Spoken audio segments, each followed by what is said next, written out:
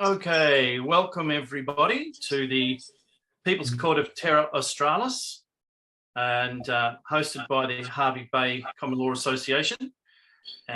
We have a very, very exciting session happening tonight.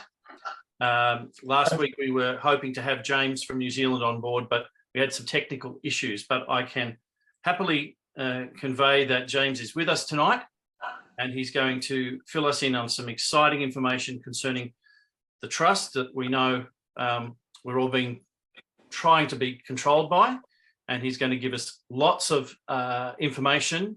We're going to record everything so you don't have to take notes. However, if you have a question during that, put it in the chat window. Shell's going to make a note of it because obviously a lot of you may have the same question. And then Shell's going to put the question to James at the end of that. We anticipate, please keep your microphones off. Okay, no background noise. We want this nice and clear. So just make sure you're, so Glenn and Rita, can you switch your microphone off, please? Otherwise, we'll have to mic you. All right.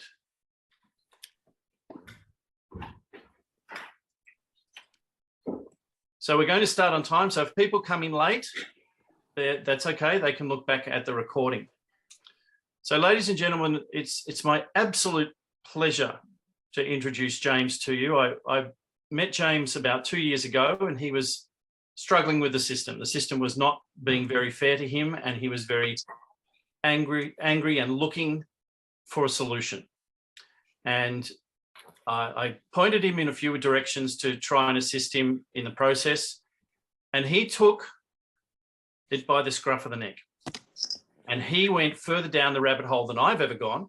I've been aware of stuff, but I've never done the actual paperwork and document that far deep.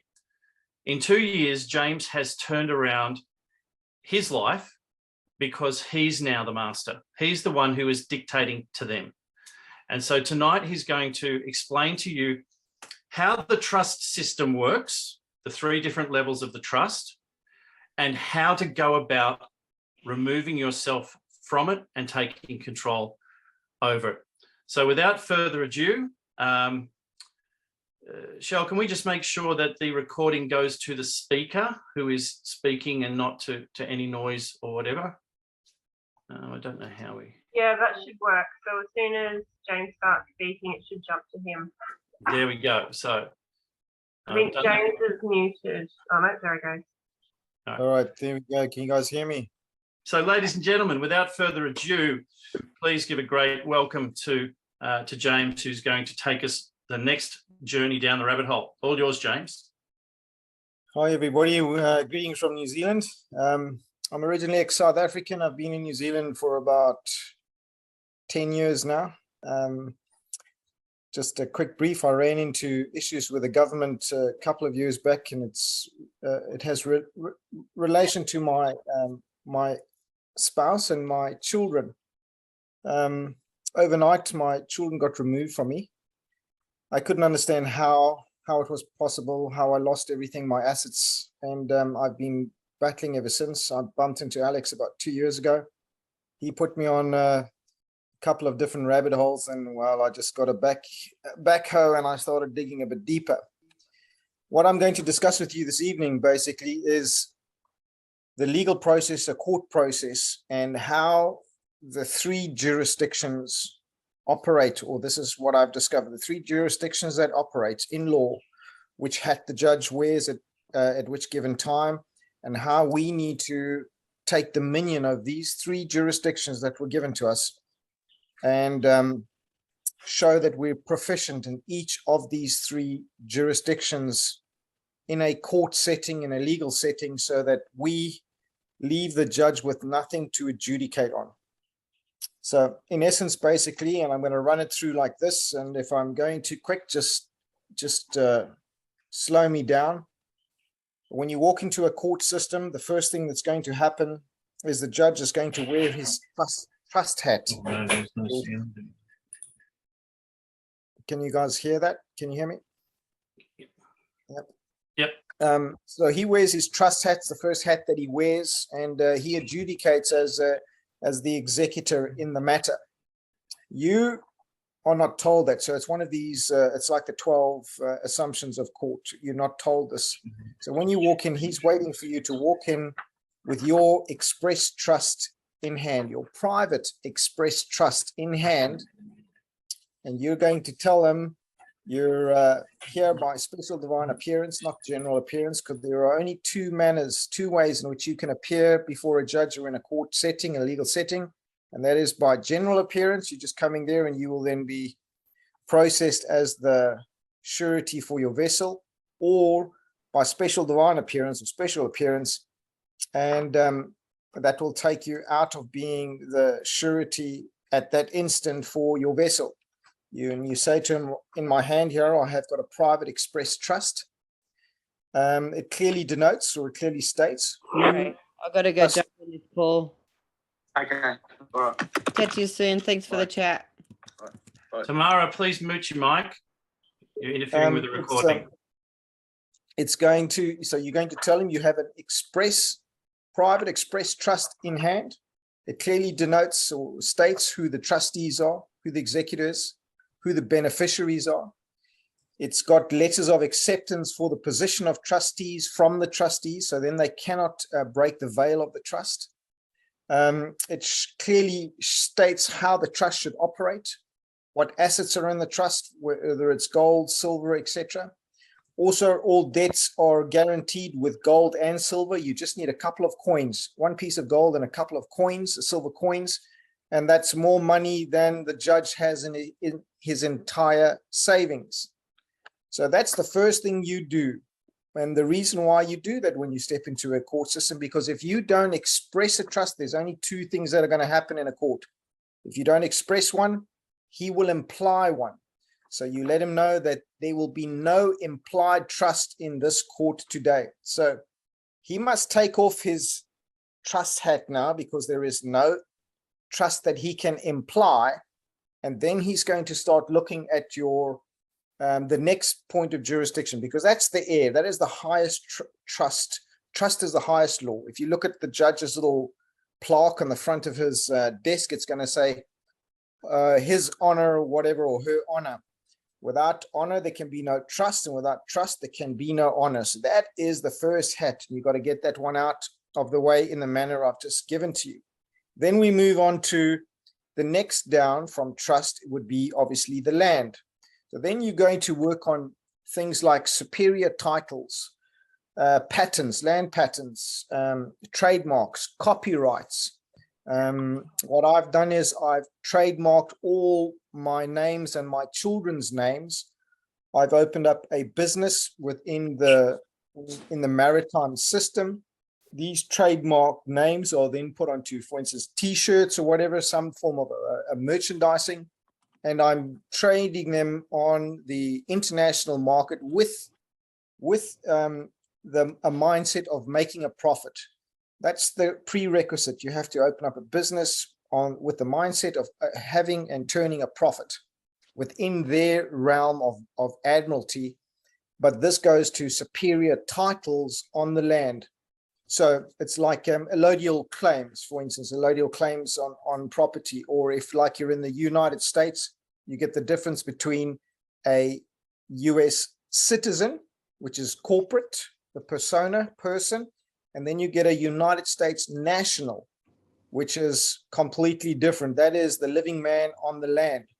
I'm not sure if many of you are familiar, but for instance, Donald Trump became a state national in 2008.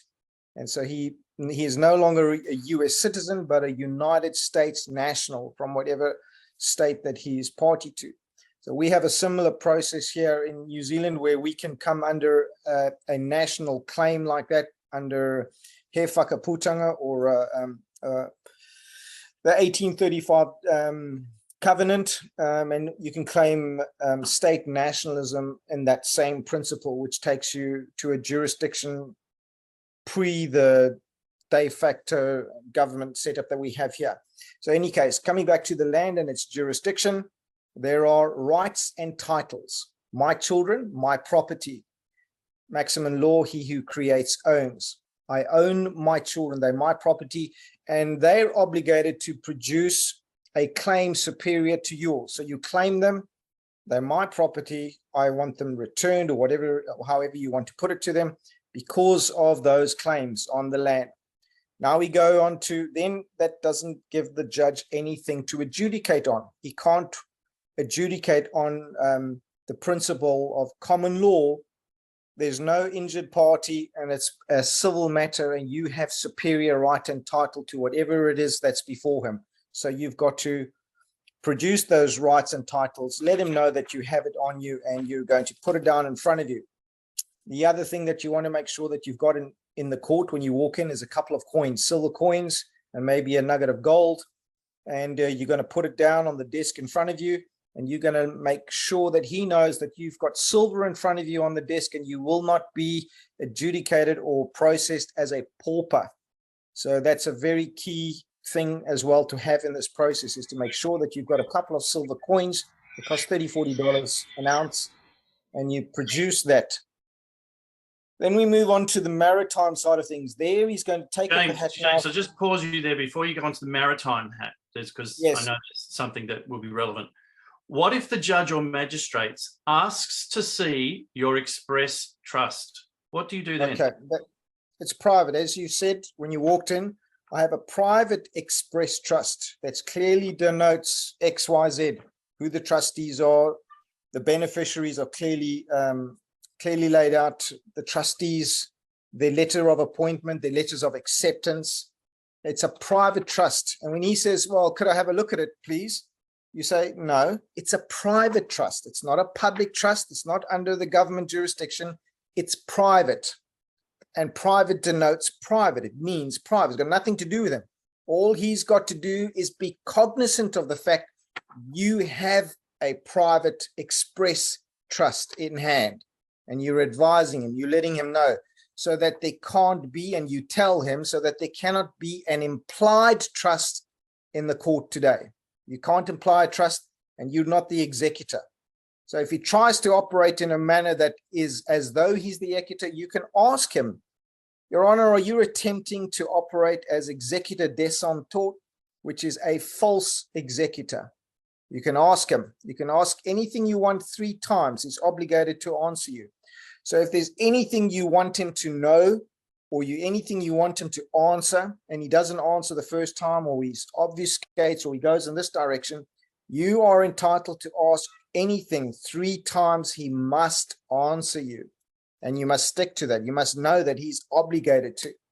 So you don't have to show him anything. Your trust is your trust. He's just there to know that he can't imply a trust, because that's the first thing that they do, is imply a trust. So then they own you. They will do with you what they want, because he is now the executor. He will make you the trustee, and he will make, for instance, the prosecutor the beneficiary. When you walk in, you are the beneficiary, the prosecutor is the trustee, and he's the executor. But he wants to change roles between prosecutor and you as quick as he can. So you've got to express your trust. You have it in hand. It's private. He cannot see it. Nobody can see it. It's private. He's just been, by way of courtesy, advised there is a private express trust, and you are not the executor. Does that make sense? That is brilliantly answered. Very, very concise and very, very informative. Thank you for giving that clarity. Now, you're about to talk about the maritime jurisdiction. All right, that deals, as we all know, in contract. Everything is contract. So, for instance, with my children and trademarking the names of their vessels, when you work in the maritime side of the jurisdiction, you got to remember you are the purser for your vessel. When I say purser, not the person, but purser. In a vessel, maritime speaking, you have a purser to a vessel who will sign the bill of ladings, the bills, whatever's got to come onto the vessel. You are the purser. You are the authorized signatory to your vessel, your all caps vessel that they created on the back of your birth certificate. Most of us will be familiar with that terminology. So you are the one that can sign, not autograph, The other two jurisdictions, we autograph in them, and I'll go over the colors in that just now and why. But on the maritime side of things, you sign. That signature is an authorization signature. It will imply the authority required for them to be able to get into your CQV trust under the PCT, under a public charitable trust. You have a Sesto KV trust. Now that signature is what you deal with on the maritime side of things. And it will always be by, you always put by in front of whatever you're going to sign. So by, colon, and then you will sign. You'll have a line. Underneath that, you will have office of person dash all caps vessel and close the brackets. That's all you need there. It's the office of the vessel. You are the signatory to that vessel. You are the authority that allows any currency to be created. You and you alone. You are an authorized signatory and an equal beneficiary. Remember, the government is also a beneficiary because he who creates owns. They created your trust, even though they used your Christian names and your father's surname. They still created it, so they are also beneficiaries of your trust. But you're an equal beneficiary, but you're an authorized signatory. Now you got to remember, in the legal sense of the word, or in the legal realm, let's for instance say you've done something wrong in their eyes, and it's a criminal action or whatever. There must be 3 signatories to put you in jail for anything. 3 signatories. We'll speak to how that gets defeated just now, but always 3 signatories, and yours is one of them. So they need your signature, and then it would be the prosecutor and the judge. Or if you have an attorney, he will act as your, what's the right word? Power of attorney. He will act as your power of attorney. He will sign you over. And I'm going to give you a quick example now when I finish explaining this as to how it works in a criminal setting and how what they call or deem net retention, how net retention works in a legal setting with the judge, prosecutor, and your attorney. But does that give you an understanding now as to the 3 basic jurisdictions? Trust law at the top, where you've got to own it with your private express trust, and with your beneficiaries properly laid out, who the best beneficiaries are, who the trustees are. Make sure that they have their letters of appointment signed and accepted. They must accept their position as trustees in writing, and you must express that as well. So then they cannot break the veil of your trust. Then when you go to the land, that deals with superior titles, rights, your rights, as in RITES as well as RIGHTS.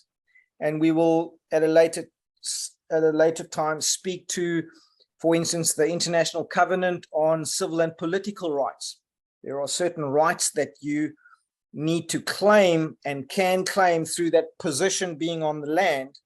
Why? Because it's given to all. However, it is not a self-activating covenant. Although it's international law, it's international covenant that's been reached. Australia is a signatory to it. It's ratified in Australia, just like it is in New Zealand, where I think we ratified it in 78. You guys have done the same. But there are certain rights and titles underneath that, which we can speak about later. However, you need to claim them in writing before you even step into a court setting, so that your special divine appearance is the manner that you're going to want to appear before inside the court. You've already done it before you get there. They know what's coming before you even step into their realm. So that literally you could just read off the document that you've put into the system from your notice of appearance, which you will break down exactly what you are and what you aren't. Does that make sense? Have I covered it to give a basic understanding of the 3 jurisdictions you need to own? Absolutely brilliantly done, James. And obviously there's people are going to want to get into the detail of all of this. And I will suggest to everyone that you will probably need to listen to this recording at least 2 or 3 times and take notes to put pieces into place. Is there any, James, I've got a question about, first of all, and we talked about it a bit earlier before we came online, was what is the ultimate jurisdiction, to explain that first, that we're being the jurisdiction of dominion? Can you just explain that for everybody first? Because All that right. relates a lot to the affidavit we've created. All right, I don't want to talk about religion now. This has got nothing to do with religion, guys. This is just how dominion works, what dominion is, and the three jurisdictions that were given on the back of this dominion. From a biblical writ perspective, which is the derivative of law, it's the origin of law. We go to the three jurisdictions, we go back to Genesis. So we go back to Genesis 1:26 to 28, where we were given dominion over certain things. What were we given dominion over? We were given dominion over air. That's the highest jurisdiction. Air and everything in it. That's trust law. The Bible is a trust debenture. It teaches you all about trust law, contract law. Now, if you look at after the air, next down is land.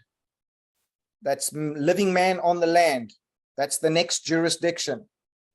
And then the next jurisdiction after that, we were given dominion over the water. So it's land, air, and water, LAW. Law, red, purple, blue. However, as is masonry and their ilk, they invert everything.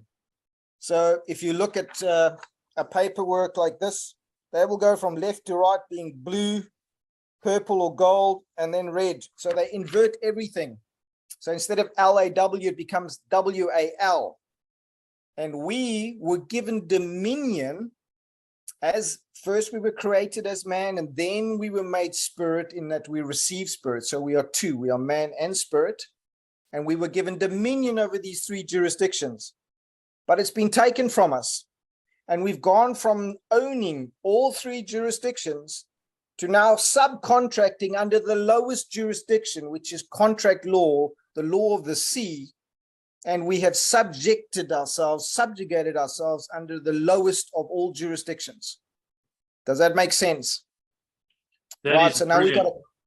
we got to correct that now. How do we correct that? One, we got to claim back our minor estates. By how do we doing that? How do we do that?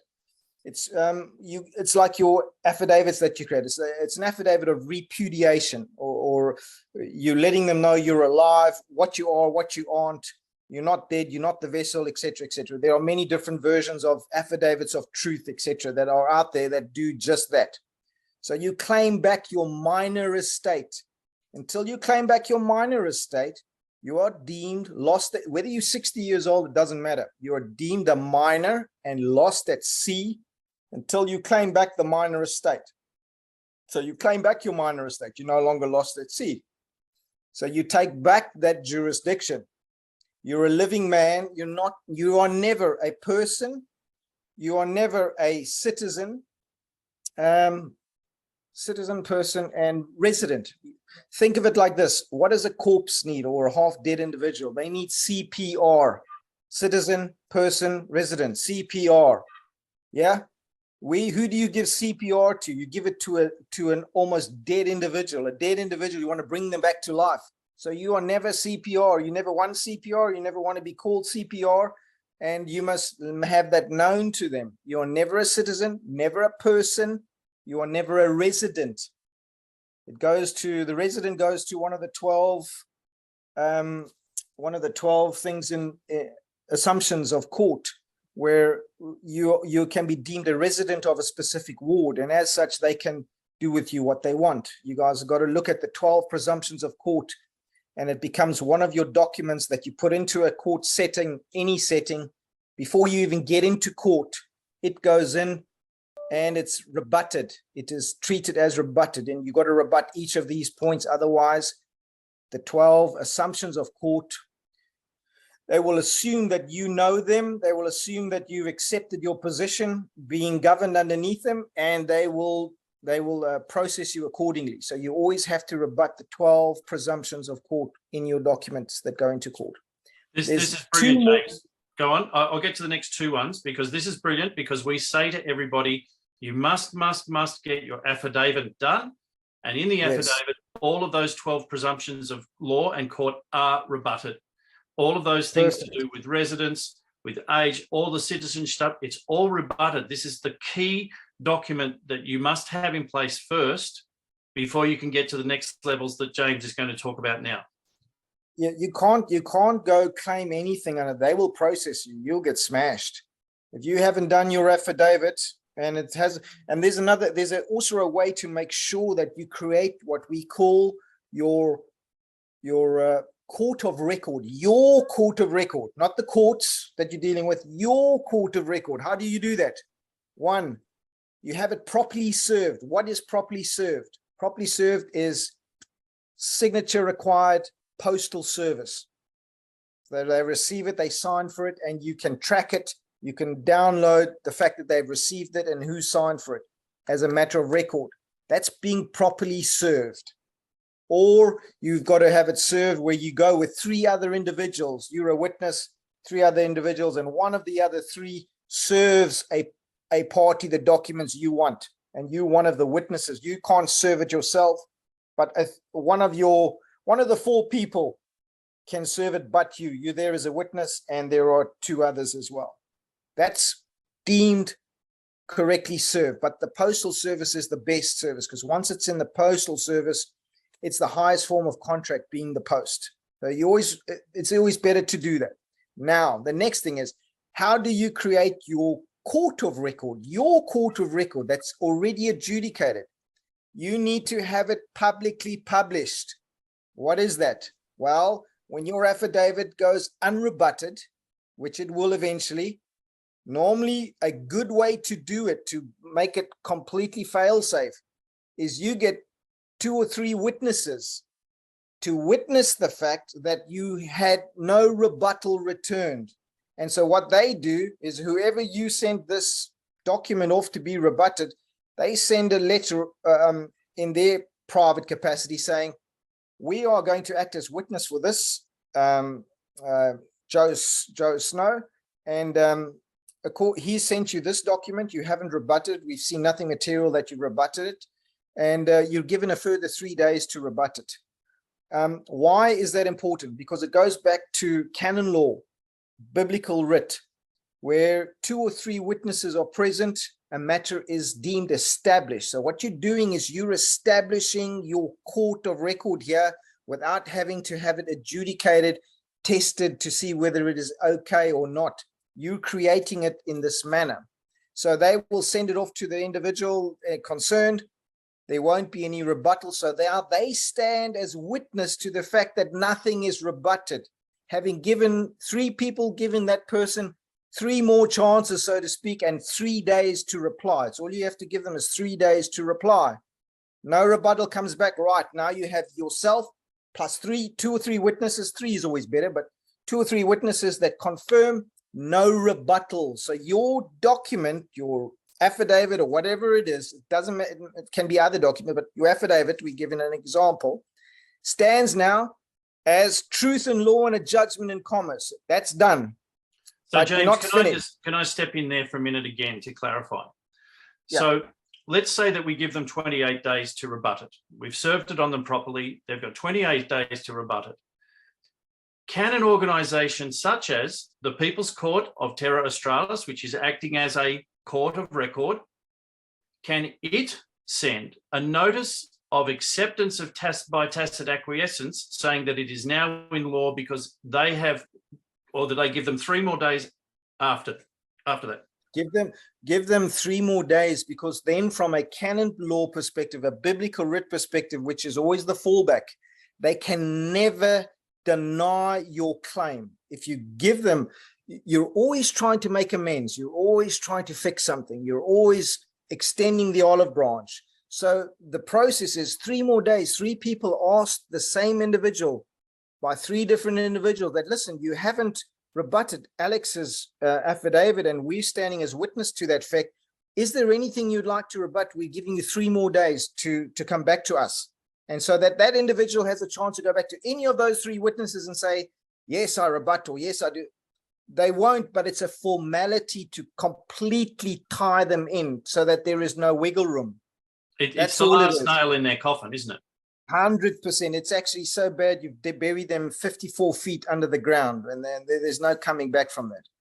Then what's required is publicly published. So you have a smalls in the newspaper that says, I have an unrebutted affidavit that was sent to XYZ. It remained unrebutted affidavit. I have 3 witnesses that have witnessed the event. Here they are.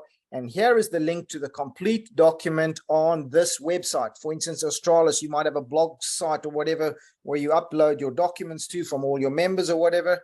And it's a permanent archive, a permanent blog spot that has your full document and its history, which would include the unrebutted affidavit, the proof of service, the proof of receipt, the 3 letters from the 3 individuals that went out, giving further 3 days, all neatly laid out in however many pages that is, uploaded to your website and easily accessible. That little ad in the classifieds of your newspaper runs for three or 4 weeks in the classifieds, and that is now considered publicly published. So if it is now being correctly served, witnessed, publicly published at the end of that period, it is now an established fact in law. No judge, no king, queen, anybody can turn that over. It's done. James, So- can the publicly published also be done on a website such as Public Notices Australia? I'm not sure the law involved with that I know that the newspaper, though, is an accepted universal setup. So I can't speak to that exactly. So for us, the safest is to have it in a manner that every layman, because not every man can access, for instance, a website or a notice. Is always better to be in a recognized newspaper that would carry legal type notices. Excellent. Yep. That's your safest, so that there is no leeway for them to say, oh, well, we couldn't do this because of this or that, or whatever it is. There can be no question if it follows that protocol. It's not to say that what you're talking about doesn't work, but I just know what is watertight. So it could probably be put on something like that later, but I just know what I know. I can't speak to that as far as your law goes. Well, when in doubt, put 2 nails in the coffin rather than 1. Yes. It doesn't So- cost you anything to post it on an internet site, but make You sure can you put it also- into a newspaper. You can also do it on for instance, if it's an issue to do with your town and your police or whatever, you can have if there is a public notice board, you can have 3 witnesses witness you, photograph, putting it up for a period of time and record it like that on a public notice board for a period of time where the document is up, etc., on the public notice. And that can also be recorded with 3 affidavits signed by 3 individuals that have seen you and been party to you putting it up and witnessed the fact that it's been there and it's been there for that time frame. But it gets a bit technically difficult, but that can be done. The safest, easiest, watertight route is a small classified ad as to what it was about with a link to a full document that can be downloaded at a later time. Brilliant. That Thank you, James. Yep. All right. Go on. So that considers that's now publicly published. So then your court of record is now established for that document. And that document could be something that more than one individual could use. Maybe it's not just one person's affidavit, but it might have to do with a specific matter dealing with certain issues that have gone to the government, for instance, which now goes unrebutted. And one of your members has an issue. They can download that document now because it's not just for one individual. It's about an issue that has now been, the matter has been settled. And they could use it in their court process as an already adjudicated document, as a court of record already. Does that make sense? Yep. All right. Absolutely. So I'm doing one now with the police in my town with as far as interfering with my private conveyance. They came to my home and they said, my fines have all been paid. Now I know I haven't paid 1 cent. I settled the obligation, being that being the signatory to my trust in a specific manner. So I've settled them. What does that mean? It means that I've inadvertently instructed them by the way I fill out my paperwork that they send me to settle the obligation on my behalf. But I don't take money out of my pocket to do anything. So because they don't receive money from me as in currency, they only get these documents in the manner prescribed back. They try and get clever with me. So they tell me everything's paid. So I go, oh, that's interesting. Would you please provide me with the receipt? Because I don't see what you're talking about in my bank account. And I needed to fulfill these certain obligations in accounting law. So I want a receipt from you to show that it's paid. I know that they can't give that because it's going to show that it's come out of the trust. However, they've made a claim that my fines are settled paid. They're now obligated to produce the proof, or they haven't got it, and that would be a crime. So under our Crimes Act, Section 240, 1961 Imperial Crimes Act, it's a crime what they've just done. So I put them on notice. They must produce. If they can't, I go through what we call a banking process. 72 hours is your first portion. Then you go into 30 days, 15 days, 10 days, 0, and 0 is judgment day. That's where you apply for summary judgment on your banking process. So if you, like in your affidavit, have a fine schedule or a penal schedule for trespass against you, you can use that penal process that you have in your unrebutted affidavit to put any public actor on notice as to getting an apportioned fine. Now, in the banking law, the banking rules, the easiest is to not just thumbsuck stuff for your affidavits, but let it follow the banking process of accepted numerical values associated with penal sums. And that would be $10,000, $75,000 the next one, $250,000 the next one, $1 million the next one, and then life imprisonment is the fifth one. So those are the four escalations: 10, 75, 250, 1 million. 1 million, and then life imprisonment. I know it sounds funny to have life imprisonment within that setup, but that's just the way the penal process works on the banking process. That's how it works. So they could be put on notice for $75,000 for trespass.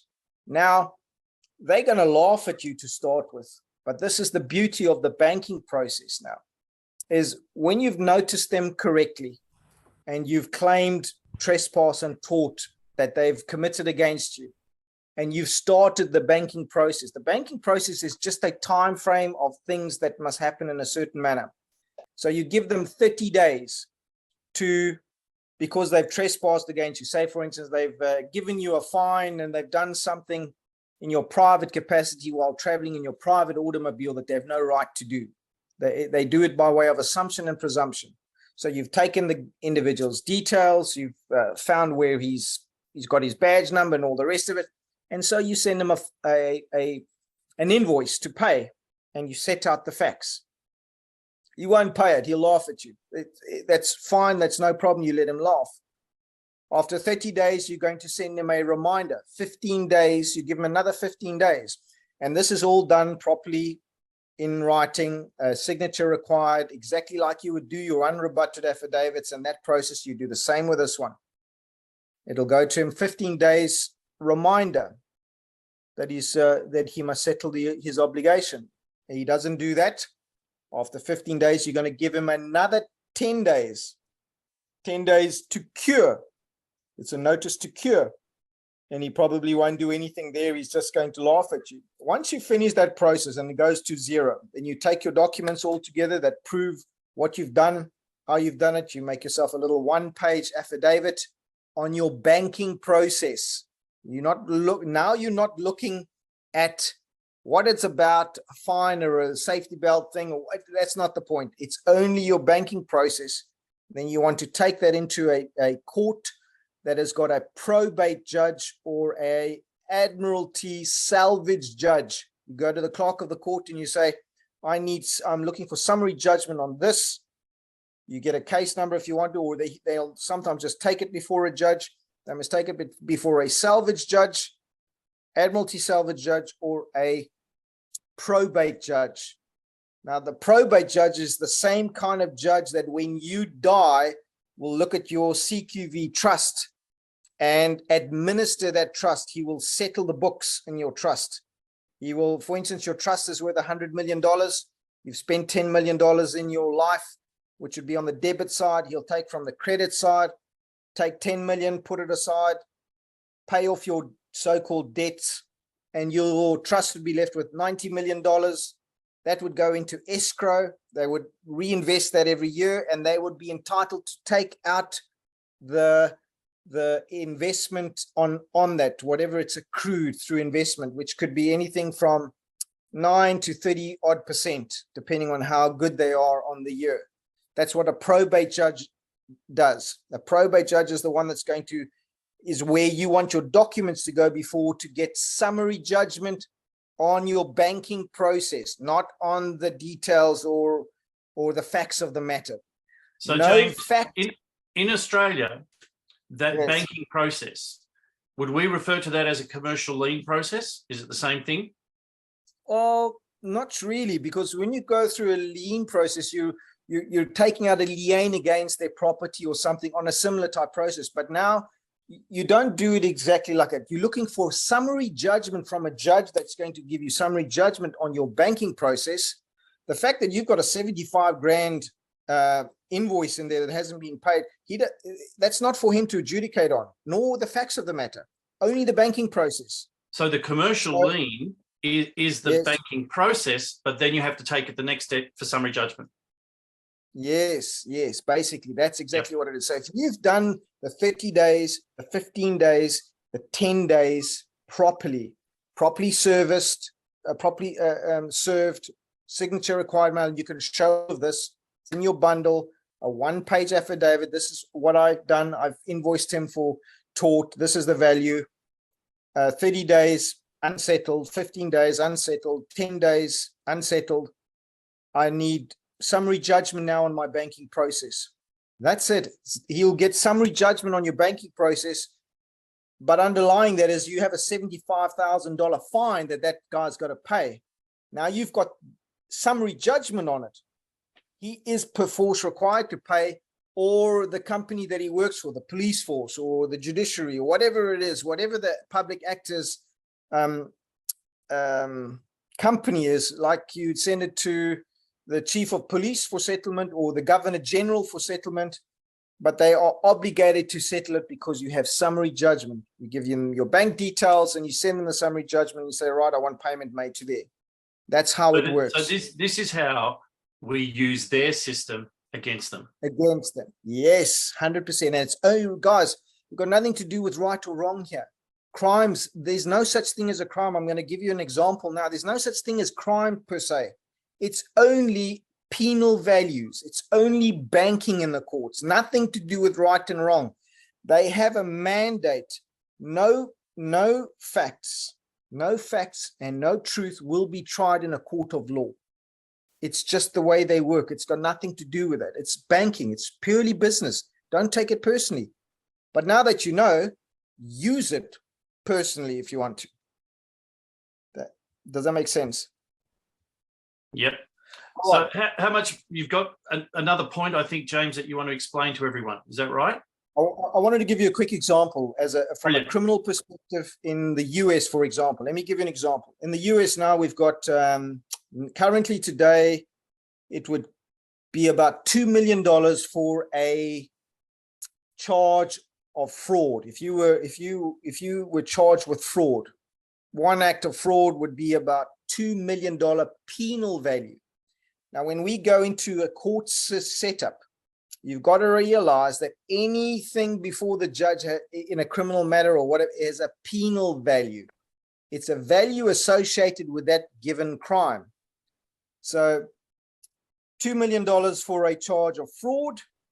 Now you get indicted. When you get indicted, the first thing the clerk of the court does is they let the treasury know that Alex has been charged with one charge of fraud. He's been indicted for it. And we are going to, or let's say, for instance, let's make it exciting. He's got 4 charges of fraud against him. That's $8 million. We need a bid bond, and there's two other bonds, performance bonds. There's three bonds that get created immediately when you get an indictment. So you get something from the court saying you've been indicted on 4 counts of fraud. The clerk of the court has sent a request to Treasury. They must sell bonds in your trust account to liquidate $8 million, and they will want them available on 2 predetermined dates. So you haven't even stepped into the court yet, and these bonds are already being traded to make liquidity, which the court is going to take for the penal sum. So when you understand that everything is a transaction, everything is a banking process, you can do your paperwork, get before a judge, doesn't matter what the charge is, ask for the penal sum, the penal value.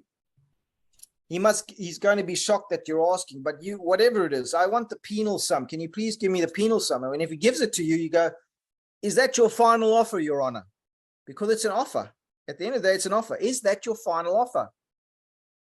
Because you are going to settle the matter. Then if he says yes, he says, well, can I please see the charge? It doesn't matter if he tells you it's $8 million and 20 years in jail. Doesn't matter. You want sight of, and you want in your hand the charge. When you go to a restaurant, what do you get? You get a charge, an invoice, a charge, and you settle the matter. So court is the same. You'll ask for the penal value. You want to see the charge and have a couple of minutes to go over it. You go over it. There's a certain manner that you will accept the document or accept the underlying value associated with the penal sum. You will date it. You will authorize it as a trust payment in the manner prescribed under Admiralty. Your blue pen as the signature, red pen for the date, black pen for the acceptance, and you will give it back to him. You will say, thank you, Your Honor. I've had a look at your offer. I've accepted it. I've indicated as such in the top right-hand corner. I've dated it. I've authorized it. Here I'm giving it back to you for settlement and closure of the obligation. Thank you, Your Honor. Is there any other business that we have to cover today? That's how you settle your obligation in court. Whether it's criminal, civil, it doesn't matter. You are the signatory to your trust. You use it as the purser, and you instruct them as trustees to settle the obligation. That's how it works.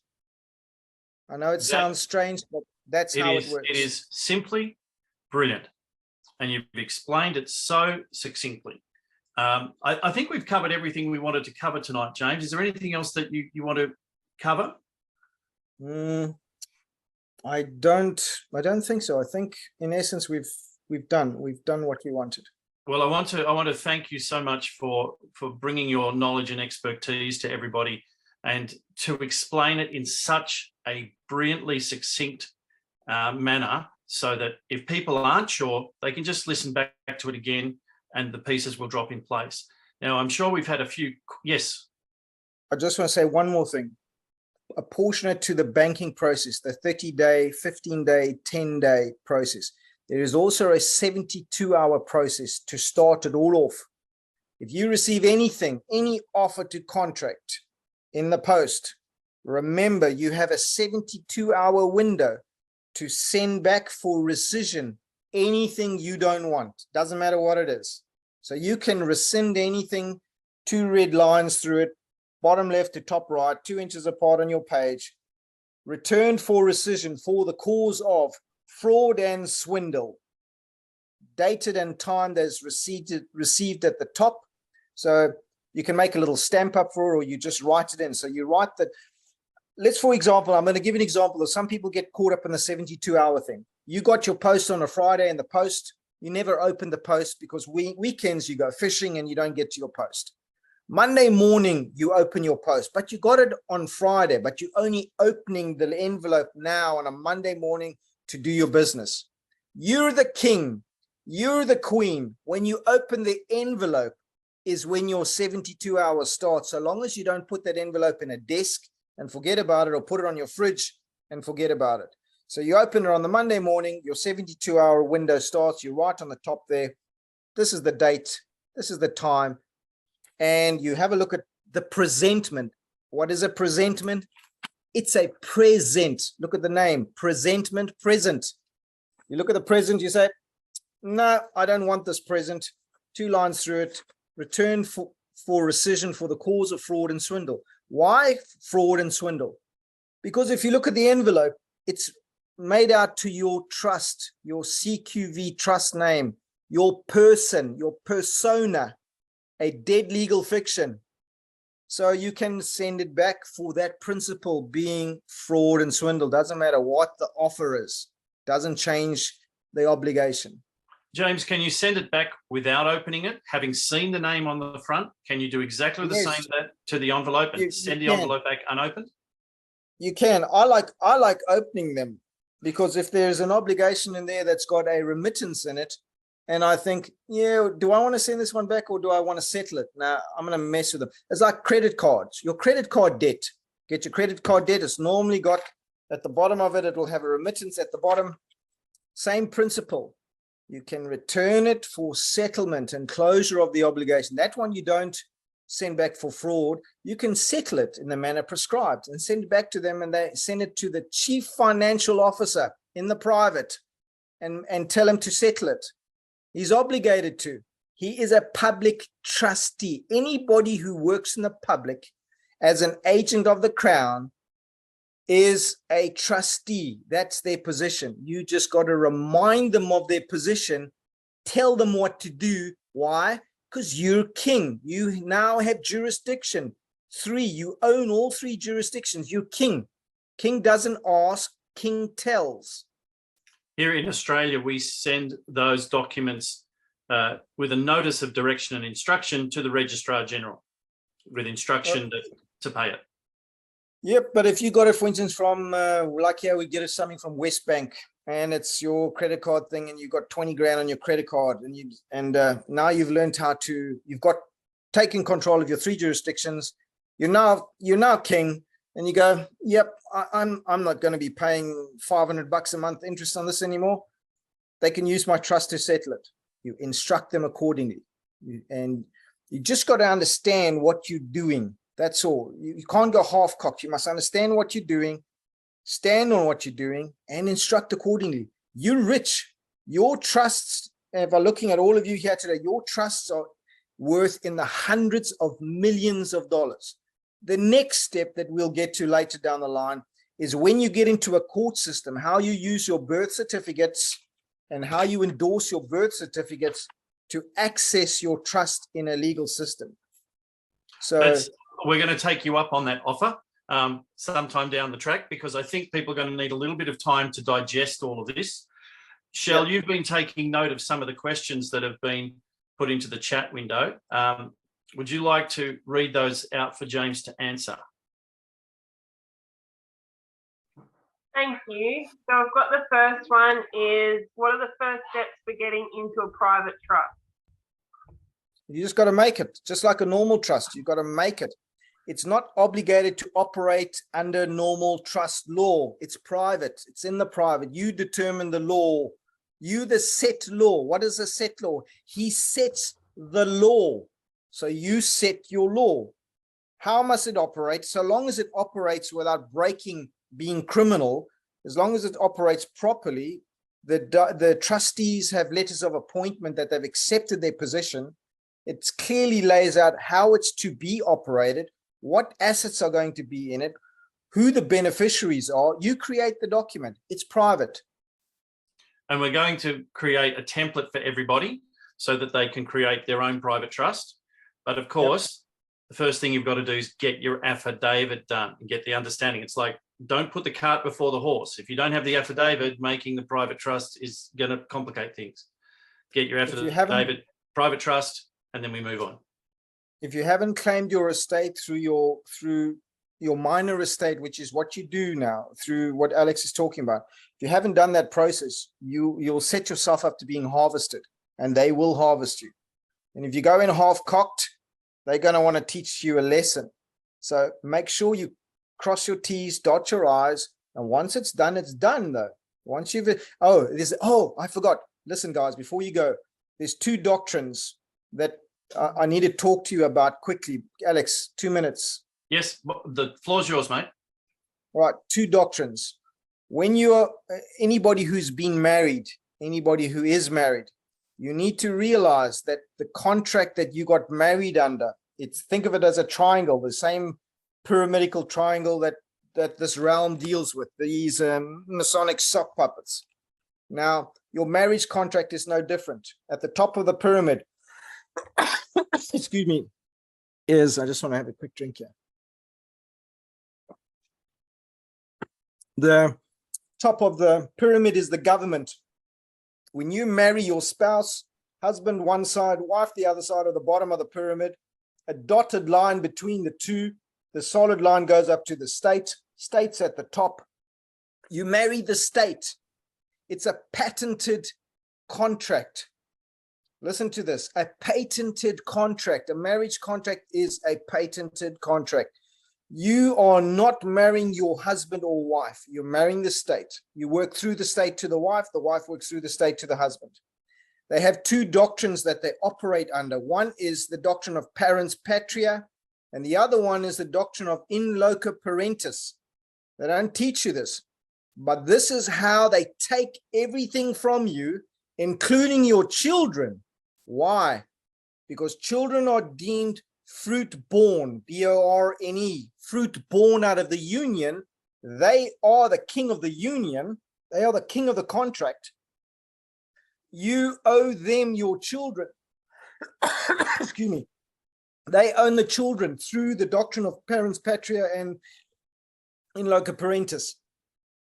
In loco parentis is crazy parenting. So if you don't do what you're supposed to do that makes them happy, they'll take your children.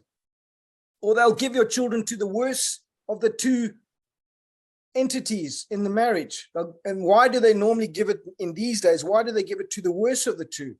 Because if they can take it from the better of the two, they can take it from the worst of the two even easier down the line when they want to harvest them for their nefarious child trafficking process. In the USA, this is another thing I need to explain this to you. Through this doctrine of parens patria and in loco parentis, using the marriage contract, which you're not told about. So we'll talk about how you rescinded just now. But they process about 800,000 children a year in the US alone through this process, which means they will choose children from birth. They will follow them from birth, and maybe at the age of 7, they'll decide they want to harvest. They will create an issue. CPS will move in, which is a private for-profit corporation, take the child, process them through the legal system. When they do that, listen to this, $1.5 million comes out of the wife's trust. You don't know it, but that's what the court extracts. $1.5 million from her trust and $1.5 million from his trust for each child. That's $3 million off the top from your trusts for the process of them taking your child from you. Then there's another $340,000 to $400,000 that gets through two other funds in the US, which will get distributed through CPS and the agent that was responsible. They'll get commissions.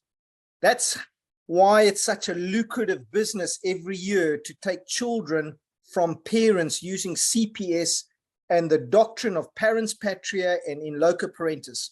You need to rescind that contract. You get remarried in a Bible.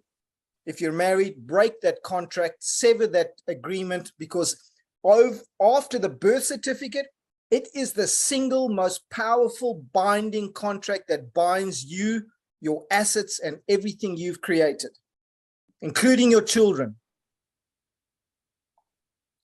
There we go. Brilliant.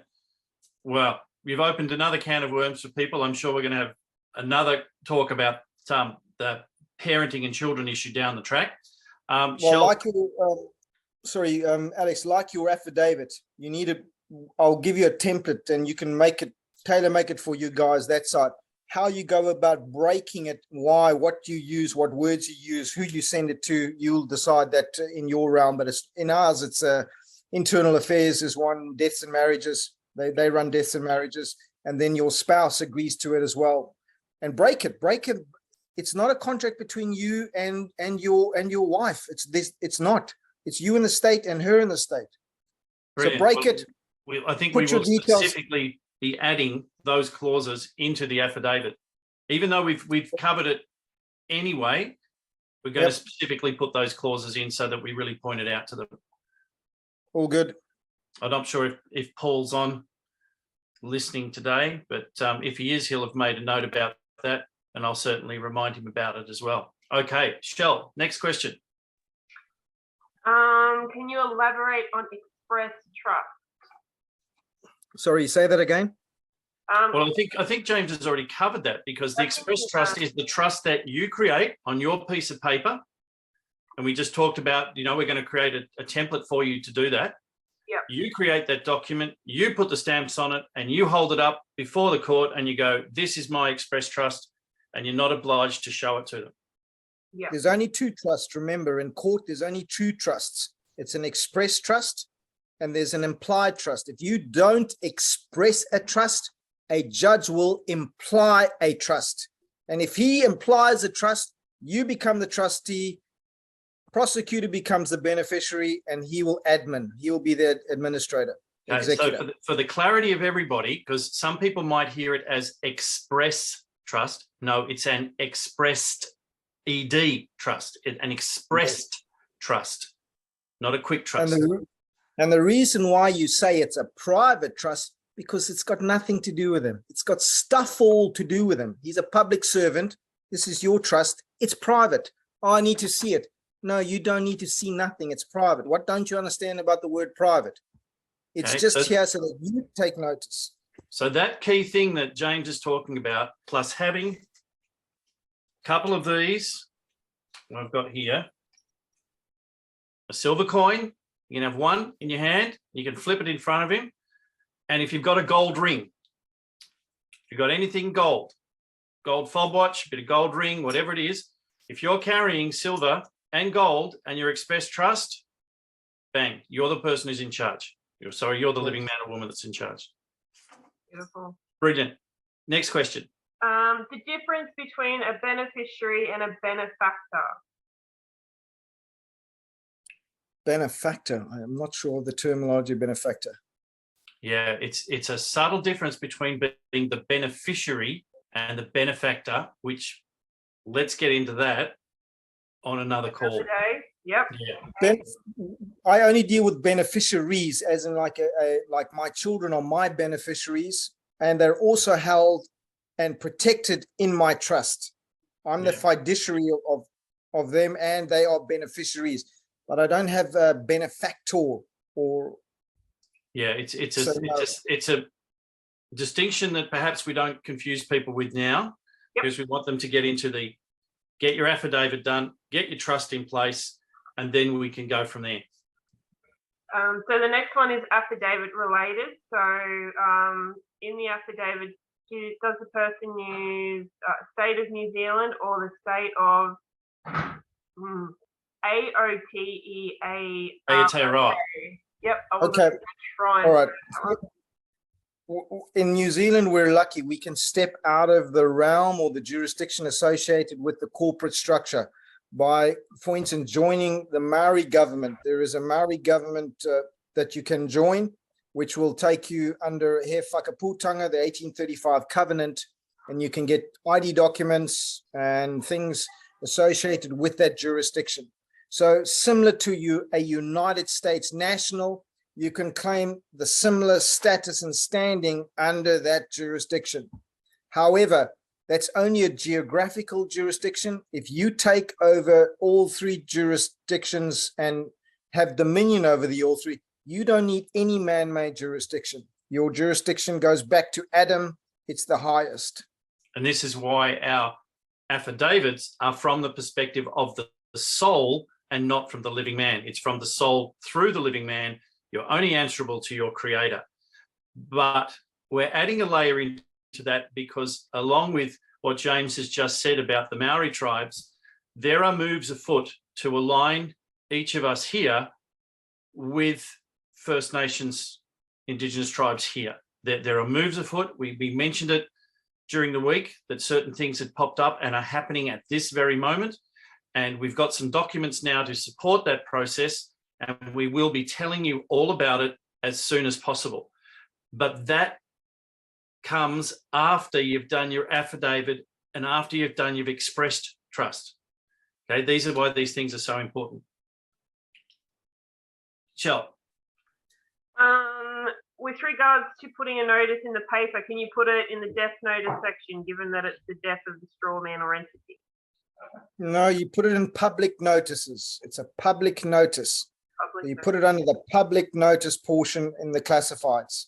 A little paragraph, 10 or 12 lines, black and white, with a link to your blog where you're going to archive your documents. Perfect. What about using an email address, a certain email address for sending your documents? Is that still classed as served?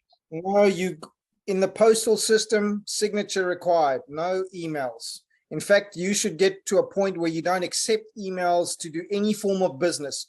You want to receive everything in writing through the postal service, and you want to send everything through the postal service. You don't want to deal in emails.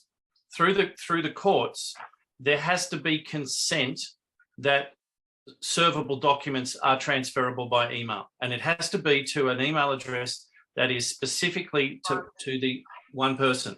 So it will have to have their name, etc. Now, if they've started an exchange of documents through that, then they've consented to that process. Okay, this is the way the court looks at it, is if they've already agreed by emailing you backwards and forwards, they've consented to the process. If you just send it to their email address out of the blue, it's not considered service. Okay? Yeah. But when you want to do your affidavits and things like that, you do them in the post. Once you put it into the realm of the post, it changes, it steps up the contractual obligations. And we'll talk later as to how you use postage stamps on your contractual based documents to force a contract or to close off a contract. Because remember, a judge is what? What is a judge? He's a postmaster, he's a banker, and he's a judge. He wears 3 hats: postmaster, banker, and judge. So we can cover that stuff as far as putting their postage stamps on and crossing them out and doing all of that down the track in another one. But I'm mindful of the fact that we have had the blessing of James's presence here for over an hour now, and he's got his own family. It's late in New Zealand, so I'm going to let him go. We can further questions down the track. James, thank you so much. All good, guys. Thanks for having me. Sharing everything that you've had with you. I'm actually going to ask something now of everybody on board, is if everybody here, rather than scream out and yell, if you've enjoyed James's presence here tonight, just go into the reactions and put the clapping hands up in the corner so that James can visibly see how many people. Dude, I'm all good. As long as you've enjoyed it and you've heard it, I'm all happy. That was unreal. It was brilliant. It was brilliant, James. So thank you very much. Thanks, we'll let you go now. We will discuss any other questions that pop up, and we will accept your offer to come back down the track and to share more of your wisdom with us. All good, mate. Thanks for having me. Catch Cheers. up later. Ciao. Cheers. Okay, for everybody else that's staying on board, normally we would go and do some questions about what's happening with your stuff. But we're running a bit out of time tonight, and I think there is so much there for everybody to digest.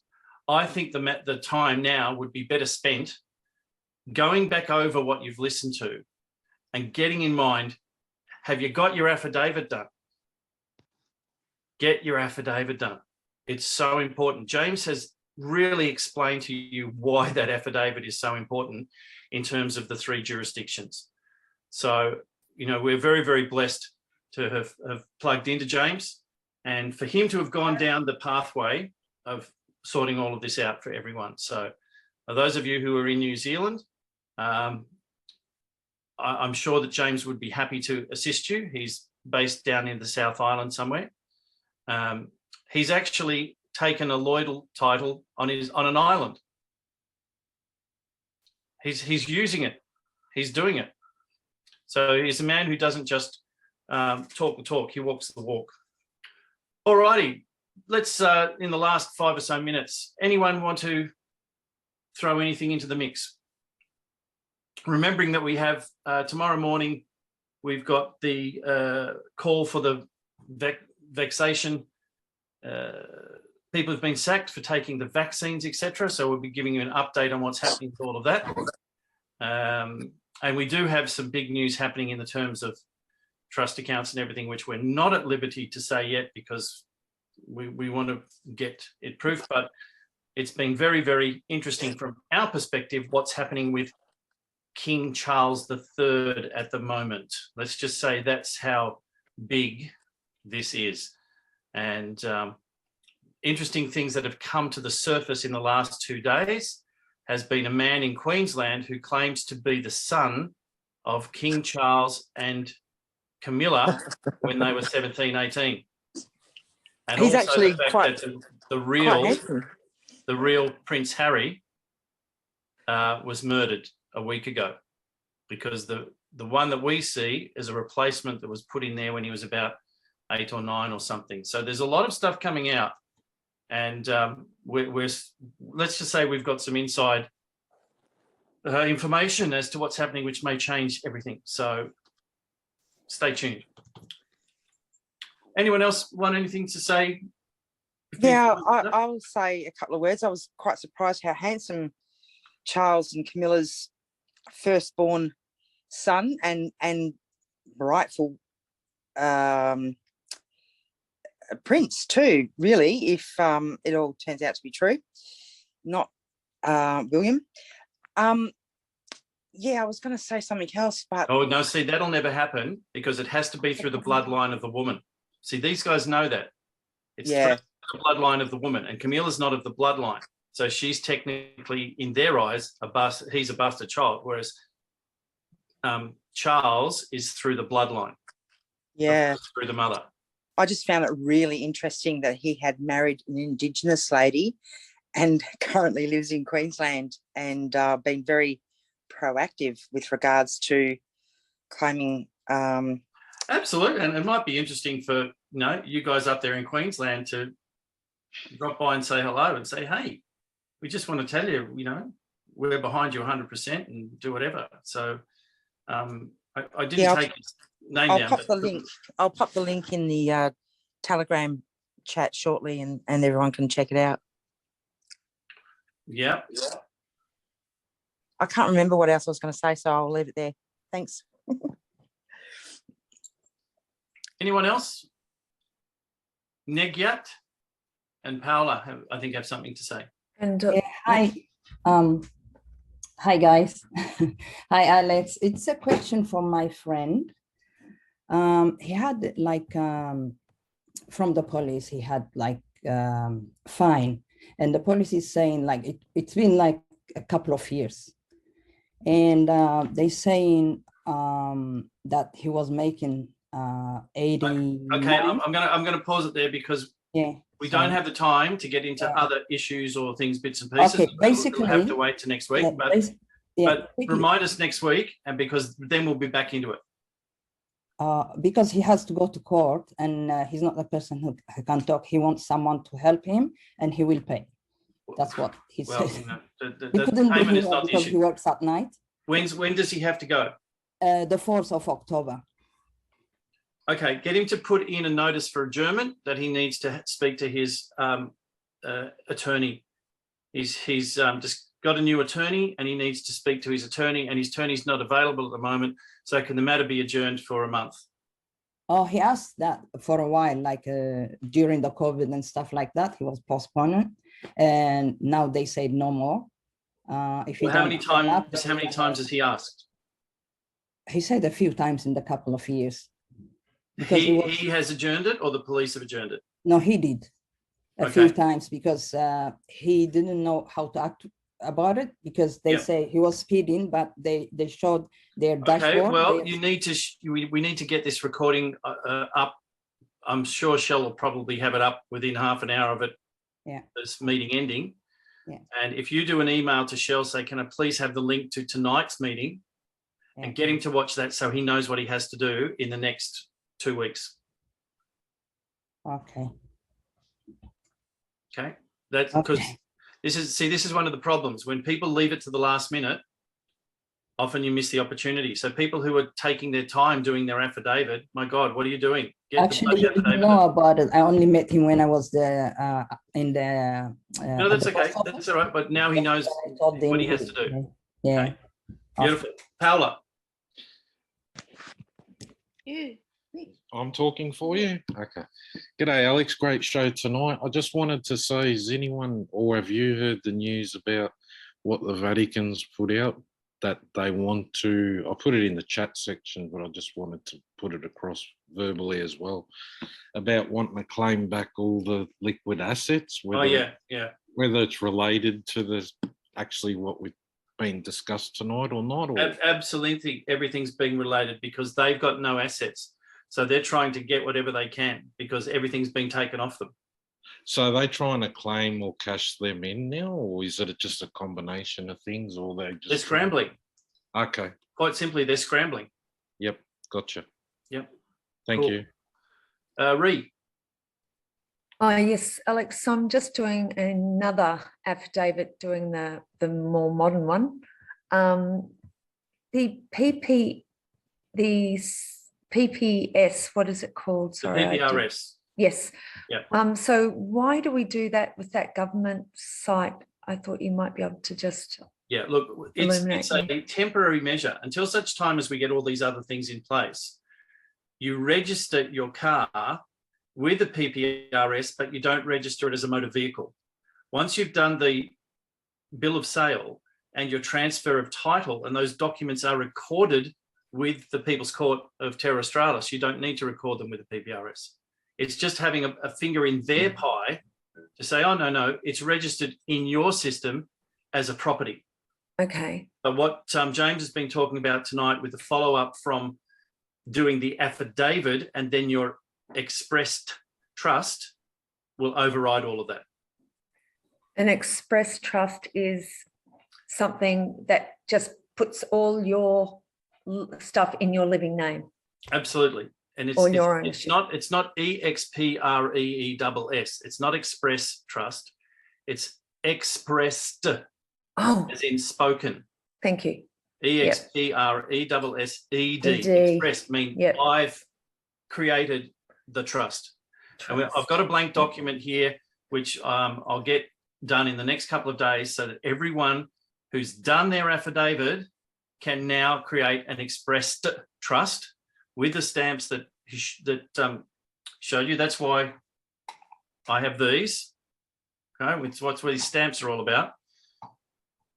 Yep. And then you can walk into a court and you can do exactly what James does. Hold up the paper, said, I have an express trust, X, Y, and Z. There is no implied trust. Okay, we're giving you step by step how to take yourself back. I didn't go into a lot of the trust side of things because so many people hadn't done their affidavits yet. Because I didn't want people confusing whatever, but the time is right because of certain things that have happened behind the scenes, which we can't tell you about yet. It's time to get your express trust done and do all of that. All righty. Tara.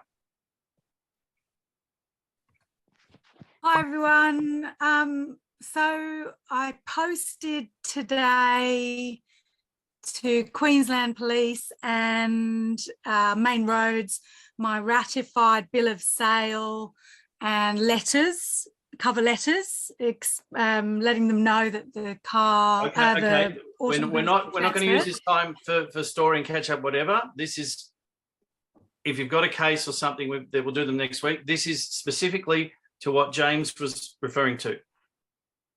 Okay. No, I'll leave it. That's that fine. can wait. That can wait.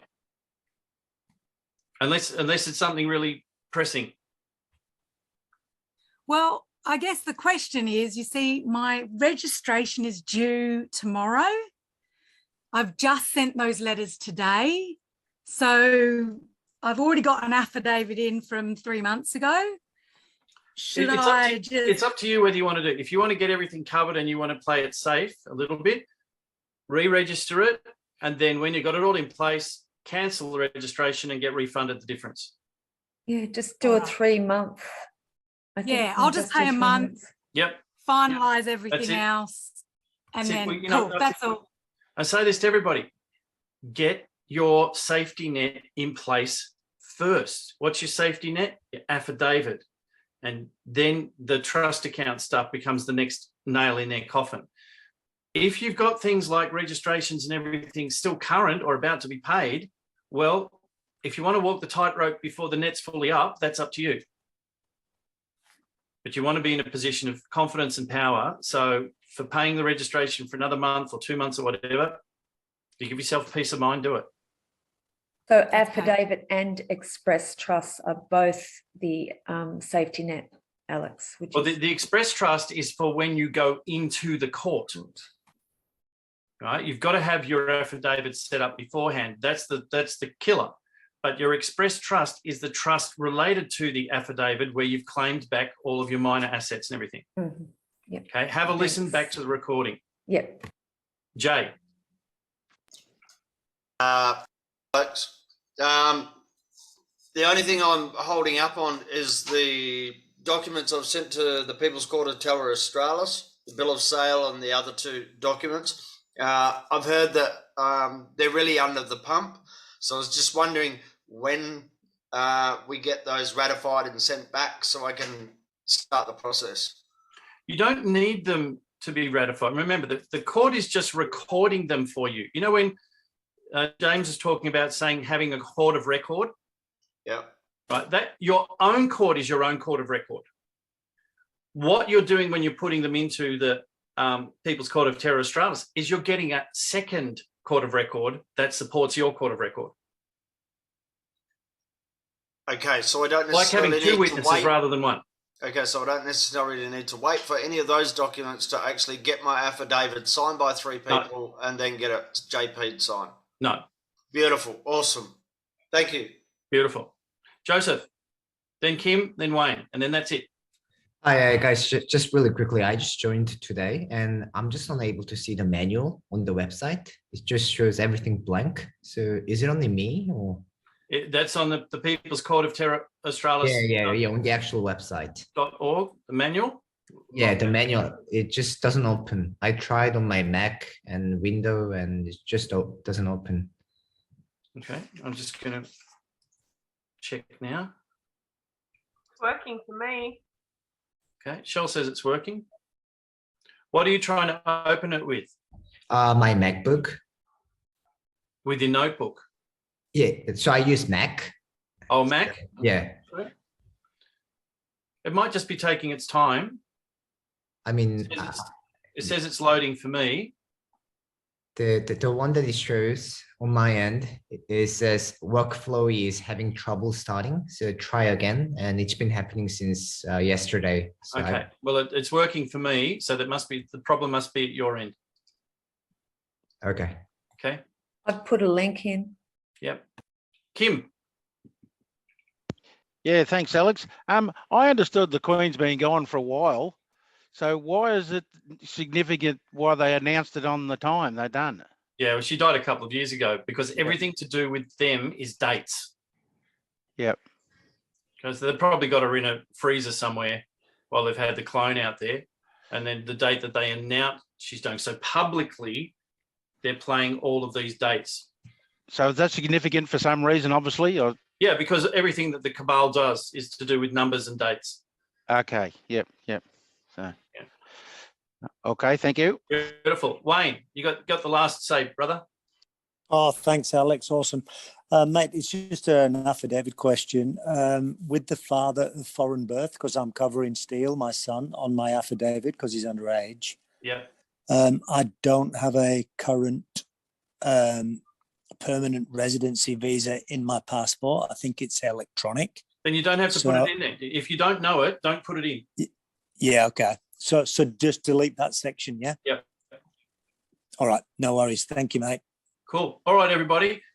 I got to say, that is probably I've seen a lot of talks done by a lot of people on common law stuff and whatever, and people like Bill Turner and Kevin Arnott and all these people around there. I personally think that James is nailed it in terms of clarity, depth, and everything. Out of all the talks that I've done and I've seen, I said it to him, I think 2 weeks ago. I said, as far as I'm concerned, mate, you're the new guru. You're the new go-to man. That's how blessed I think we are to have had him on. So we'll see if we can organise another time for him to come and talk about other sections of it. But please, please, please, please, get your affidavits done. And then we can get you these express trust documents. And then all you need to do is look back over this video and get empowered. Get empowered. But Alex, you need all your annexures, yeah? Of course you need your annexes, yes. Yeah. But, you know, we can't spoon feed you. We tell you, well, you need to get this annexure, you need to do that. Yep. You know, what tends to happen with a lot of people, and I'm not putting you into this category, but a lot of people, they sit back and they wait for everybody to do it for them. Say, oh, but I don't know how to do it. Well, bloody learn. No, this is my second one, Alex. Yeah, but I'm updating. Get it done. Get it done. Yep, absolutely. Everybody, get it done. I would love to have everybody next week say, you know what, I bit the bullet. It took me 2 hours, but I've done my affidavit and I've served the damn thing off and I've sent it off and I've done it, whatever. Now, I'll tell you what, I created the first affidavit 4 years ago, whatever it was. And I've been contributing to the updated one. I haven't done the updated one because I'm still too busy doing everything for everybody else. But at least I've got the original one in there. I'm going to make a promise. I'm going to get the updated one with the new sections added in about the patria parentis and the loca parentis. We're going to put those in as well. And I'm going to make sure that when we get back next week, I say, well, I did mine and I sent it off again. Even though I've covered under the first one, I'm upgrading. And I'm busy doing everything for everybody else as well. So if I can find the time to do it, so can you. You make the time. There's no excuses. So when I ask next week, who's done their affidavit, I want to see every hand go up. Because imagine what it's going to be like when they get hit with 100 of these things. It's going to be brilliant. We know the change is happening. We know the shift is happening. We've got information that we are champing at the bit to tell you, but we can't because the people that we are talking to have had assassination attempts on them because of what they're doing. They're now protected, which is great, but we can't breach that trust. But believe me, stuff is happening. Jump on board. All right, everybody. Blessings to all of you. See some of you tomorrow morning, 10:30. If I don't see you then, have a great, fantastic weekend. We've got the Zoom calls happening. Green Coconut Project for anything to do with First Nations elders. Really important that if you know anyone like that, you get them on Tuesday night to join us. Because by Tuesday night, we're going to be able to tell you what's happening. Very exciting time. Thank you all for your support for each other and for the purpose. And we'll see you all soon. Thank you so Thank much. you. Thank you. Thank See you guys. See you. Good night. Good night, guys. Night, everyone. Night. Thanks, Alex. Right, John Boy. Thanks, guys. Give me about an hour and I should have it uploaded. You're Oh, awesome. fantastic, Shell. Thank you. Record. Bye, guys.